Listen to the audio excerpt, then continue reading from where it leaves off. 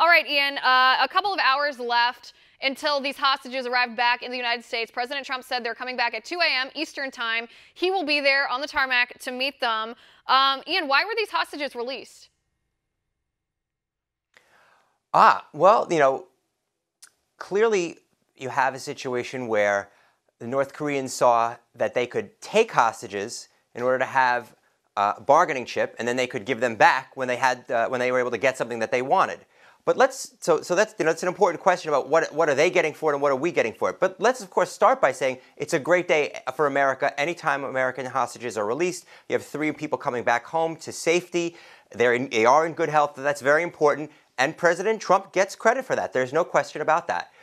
But why did they release them now? They released them now because the North Koreans want to advance towards this summit. If they're, you're talking about taking hostages and then giving them back. Well, that in and of itself, other than for the families, is not something that makes America safer or stronger. If the summit goes well, then America might end up being safer or stronger, and then President Trump will get more credit for that as well. Right. That's a valid point. I don't disagree. I don't disagree with what you said. I mean, it's not a good situation to be bargaining with a country that is holding Americans hostages or that takes hostages in order to get a seat at the bargaining table. That's a really good point. This advance towards the summit that you talk about, is this a good thing in your opinion that we are advancing towards talking to the North Koreans? I think it is a good thing. I mean, look, negotiations are a good thing. I hope it goes well.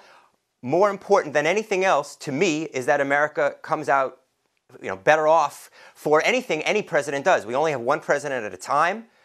We want that president to succeed because if he succeeds, we succeed. If he fails, we fail.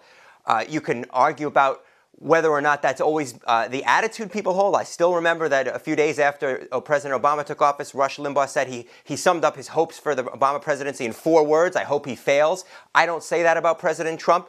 I'm not going to tell you that makes me more of a patriot than Rush Limbaugh. I'll leave that for everybody else to decide. But I hope President Trump succeeds. I want to live in a peaceful world. I want to live in a world where the United States is secure as possible. There's no such thing as 100% security. But that's the point. The president is the one who makes American policy right now. I want him to succeed.